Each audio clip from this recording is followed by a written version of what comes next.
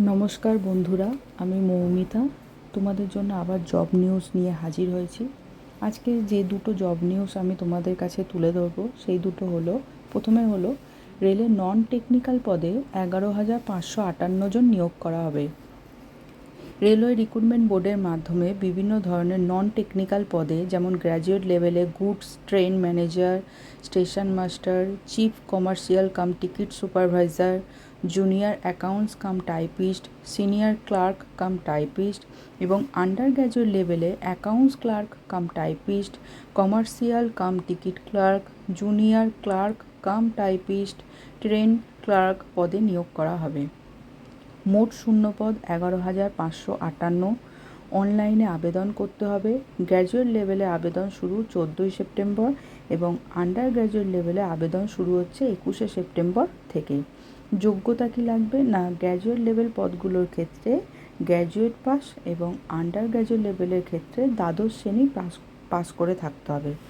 বয়স কত বলেছে না, গ্র্যাজুয়েট লেভেল পদগুলির ক্ষেত্রে 18 থেকে 36 বছর এবং আন্ডার গ্র্যাজুয়েট লেভেল পদগুলির ক্ষেত্রে 18 থেকে 33 বছর।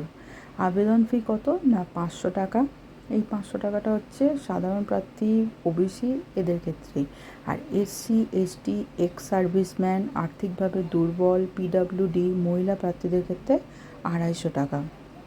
নির্বাচন পদ্ধতি কি রয়েছে না, কম্পিউটার বেসড টেস্ট হবে, অর্থাৎ যেটাকে আমরা বলে থাকি সিবিটি টেস্ট। সেই সিবিটি হবে, তারপরে সেটা পাস করলে স্কিল টেস্ট, ডকুমেন্ট ভেরিফিকেশন এবং মেডিকেল পরীক্ষা হবে। আবেদন পদ্ধতি কি বলেছে না, অফিসিয়াল ওয়েবসাইট যেটা রয়েছে অর্থাৎ rrbapply.gov.in। আবার বলছি, rrbapply.gov.in এ গিয়ে সমস্ত প্রয়োজনীয় ডকুমেন্টস সহ তোমরা ফর্মটা ভালো করে পূরণ করে সাবমিট করবে। গ্র্যাজুয়েট লেভেল এবং আন্ডার গ্র্যাজুয়েট লেভেলে আবেদনের শেষ তারিখ হচ্ছে 13 এবং 20 অক্টোবর, অর্থাৎ গ্র্যাজুয়েট লেভেলের ক্ষেত্রে 13 তারিখ এবং আন্ডার গ্র্যাজুয়েট লেভেলের ক্ষেত্রে 20 তারিখ। আমি তো এটা মুখে বললাম, এছাড়াও আমি যেটা করব তোমাদেরকে আমি ডেসক্রিপশানে এই সমস্ত বিবরণ দিয়ে দেবো তোমাদের সুবিধার্থে। এরপর যেটা বলছি সেটা হলো, ইউনিয়ন ব্যাঙ্ক অফ ইন্ডিয়ায় 500 অ্যাপ্রেন্টিস নিয়োগ করা হবে। ইউনিয়ন ব্যাঙ্ক অফ ইন্ডিয়ায় অ্যাপ্রেন্টিস পদে নিয়োগ করা হবে। মোট শূন্যপদ হচ্ছে 500। এখানেও অনলাইনে আবেদন করতে হবে।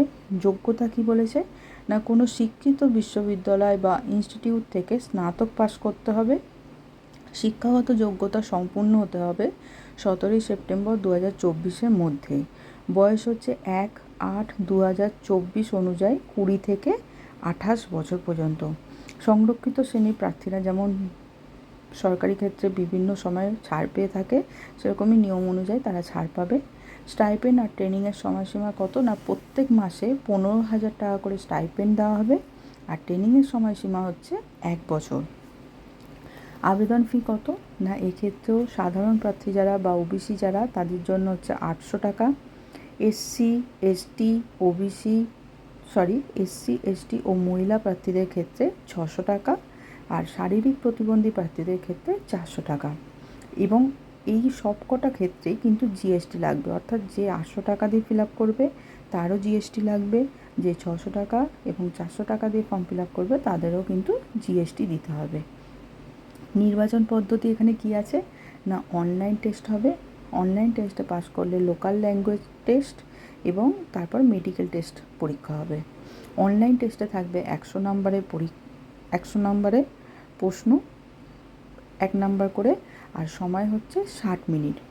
আবেদন পদ্ধতি এখানে কি আছে না, এখানে দেখো একটা পোর্টাল রয়েছে, পোর্টালটা হচ্ছে www.apprenticeshippindia.gov.in।